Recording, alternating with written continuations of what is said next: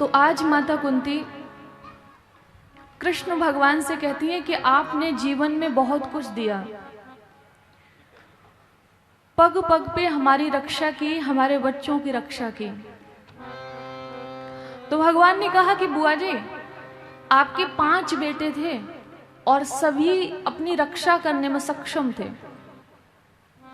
कोई गदाधारी था तो कोई धनुर्धारी, किसी को धनुष विद्या का बहुत अच्छा ज्ञान था तो किसी को गदा चलाने का।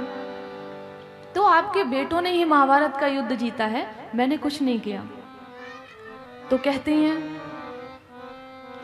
विशान महाग्नि पुरुषाद दर्शन अससभाया वनवास कृच्छ्रता। कहा कि कृष्ण, जब मेरे बेटे भीम को कौरवों ने जहर के लड्डू दिए तब तुमने रक्षा की। लाक्षागृह में अग्नि से जलाकर मारने की कोशिश की तब आपने रक्षा की। और इतना ही नहीं, मेरी पुत्र वधू द्रौपदी की आपने रक्षा की।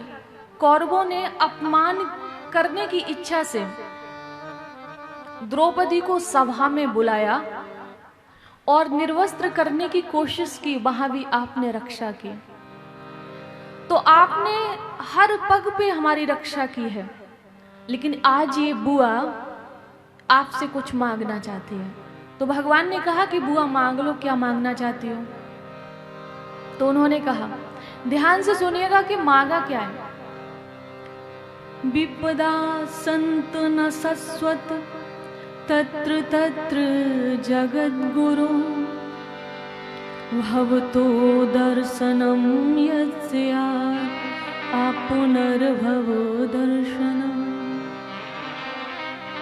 कहा कि मैं इस संसार में जहां भी रहूं, ध्यान से सुनना, हम में से कोई ऐसा मांग नहीं सकता है कि इस संसार में जहां भी रहूं, जिस स्थान पर जाऊं,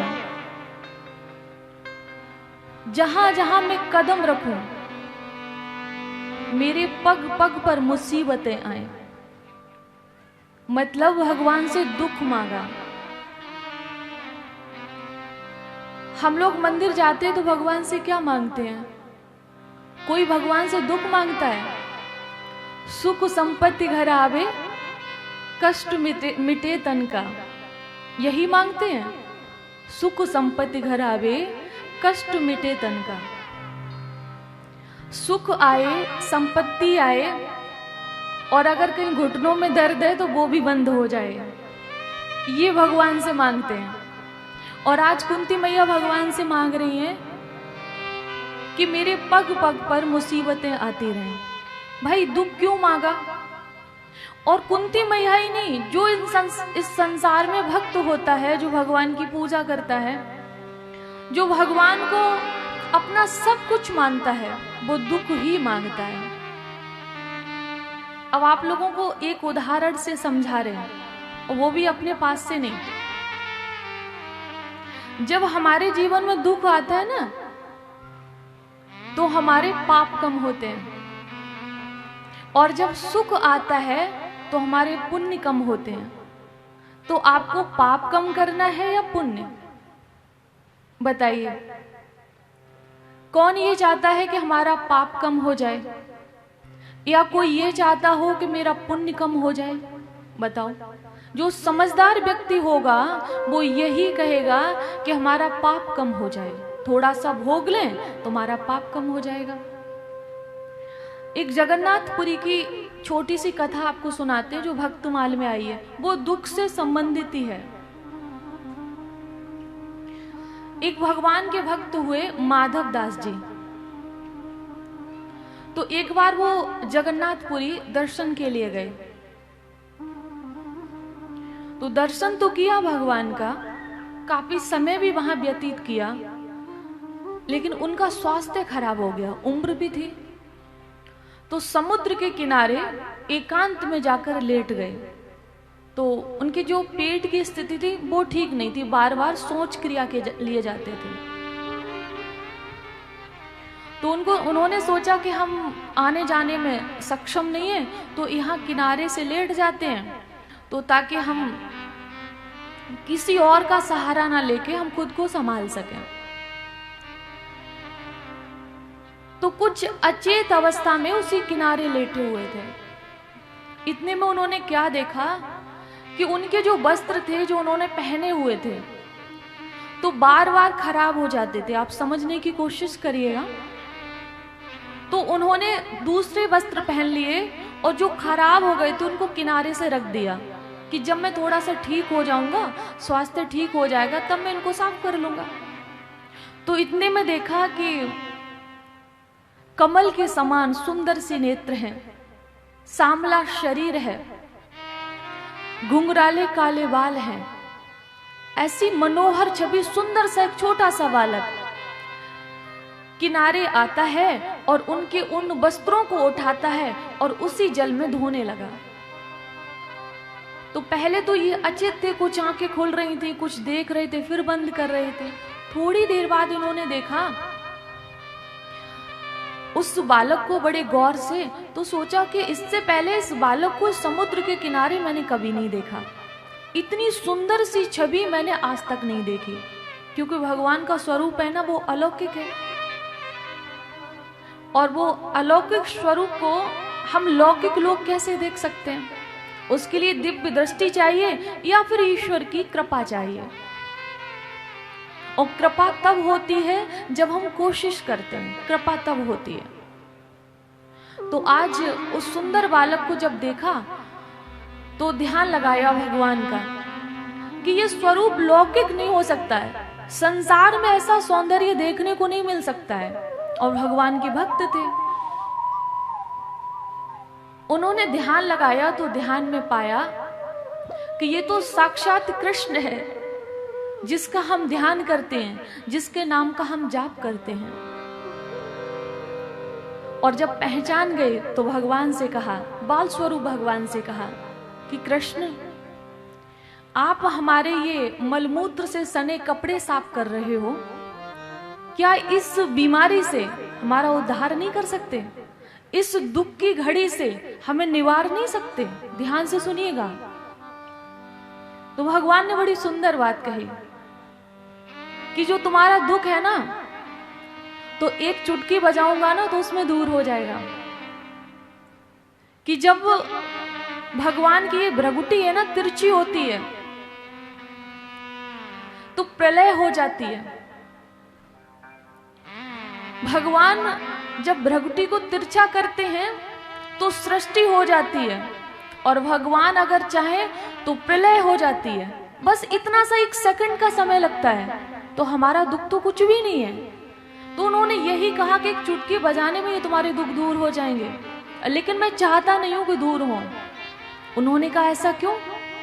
कि अभी अगर मैं तुम्हारे दुखों को दूर कर दूंगा तो जब तुम्हारा दोबारा जन्म होगा, मृत्यु के बाद जब तुम्हारा दोबारा जन्म होगा, तो जहां से मैंने दुख को छुड़ाया है वहीं से फिर शुरू हो जाएगा। क्योंकि प्रारब्ध कर्म जो होते हैं, पाप जो होते हैं, बिना भोगे कटते नहीं है, भोगना पड़ता है। अगर हमें ये लगे कि हम जीवन में जो हमसे पाप हुए हैं उनको पुण्य करके हम नष्ट कर देंगे, वो कभी होते नहीं है। हाँ, होते कब हैं ये मैं मानूंगी, होते हैं, लेकिन कब?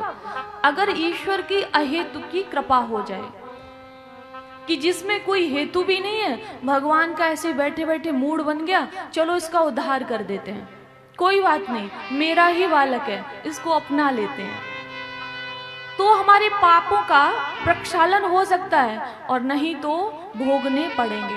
तो इसीलिए कहते हैं कि संसार में एक एक कदम बड़े संभाल के उठाइएगा।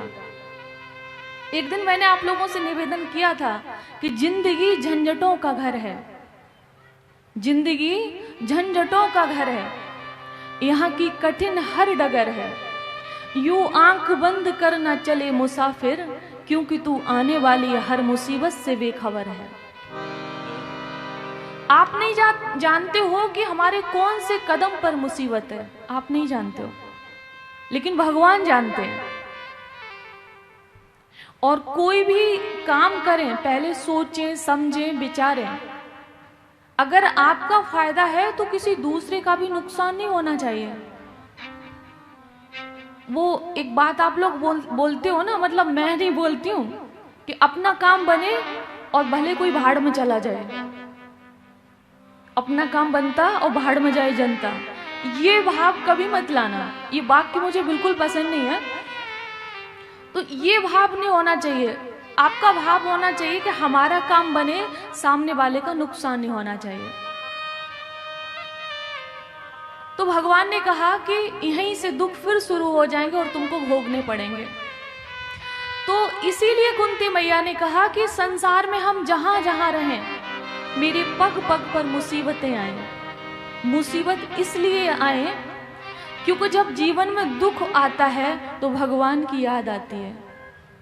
जब हम सुखों के इर्द गिर्द होते हैं ना, अब घर में सोचिए, बढ़िया एसी लगी हुई है, बढ़िया घर बना हुआ है, नौकर चाकर लगे हुए हैं, तुम कथा सुनने क्यों आएंगे? आराम से शुभ चैनल अपना खोल लिया और टीवी पे बैठे बैठे सुनेंगे। हम क्यों जाएंगे सुनने? घर पे कोई तकलीफ होगी, सोचो कि पंखा भी नहीं है, लाइट भी नहीं है, एसी कूलर कुछ भी नहीं है, तो सोचेंगे इसी बहाने 3 घंटे कथा में कट तो जाएंगे, पंखे की हवा में तो बैठेंगे। तो ये भाव आता है। तो ये कष्ट आपको भगवान से जोड़ता है। जो कष्ट आता है, कोई तकलीफ होती है, ये भगवान से जोड़ती है, और सुख हमें भगवान से कोसों दूर ले जाता है। और इसीलिए भक्त महापुरुष सब दुख ही मांगते हैं। हम मंदिर में जाते हैं तो संपत्ति मांगते हैं, सुख मांगते हैं, और भक्त भगवान से दुख मांगता है। कबीरदास जी कहते हैं, साहिब इतना दीजियो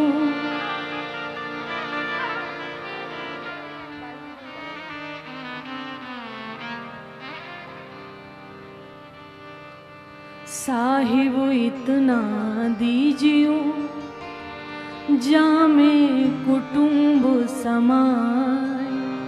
ध्यान से सुनिएगा, कबीरदास जी भगवान से कहते हैं, साहिब इतना दीजियो जामे कुटुंब समाए, मैं भी भूखा ना रहूं, साधु न भूखा जाए। बोली वृंदावन बिहारी लाल की जय।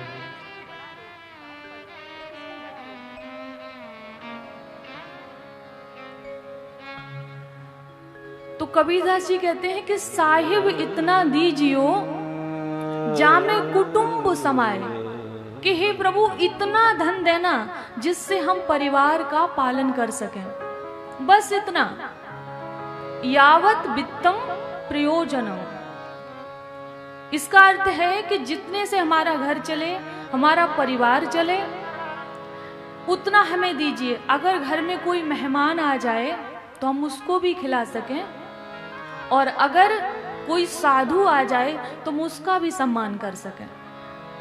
तो जब इतना धन होता है ना, तो कहीं ना कहीं हमें लगता है कि ठीक है, अच्छा है, हम धर्म के कार्य से भी जुड़ते हैं। और जब बहुत सारा धन हो जाता है तो कुछ लोगों का दिमाग भी घूम जाता है। तो कुछ धन जाता है मदिरालय में, और कुछ जाता है और भी जगह, क्या क्या बोलूं, अच्छा नहीं लगता है। जब बहुत सारा पैसा बढ़ जाता है तो लोग पीने पे खर्च करते, खत्म कैसे होगा? ऐसे ही होगा, क्योंकि इससे 2 काम होंगे, पैसा भी खर्च होगा और शरीर भी बर्बाद होगा। पैसे खर्च होंगे तो बैंक खाली हो जाएगी, और अगर शरीर खाली होगा तो कम से कम धरती का भार कम होगा। क्योंकि पापियों को तो धरती मैया भी दुखी होती हैं। कोई अच्छा व्यक्ति हो तो धरती मैया कहती है कि हम सहन कर लेंगे, और अगर कोई ऐसा वैसा व्यक्ति हो तो धरती मैया कहती है कि ये कब भगवान इसको उठाए, राम राम कब सत्य हो इसकी। बोलिए वृंदावन बिहारी लाल की जय हो, राधा रमण सरकार की जय हो।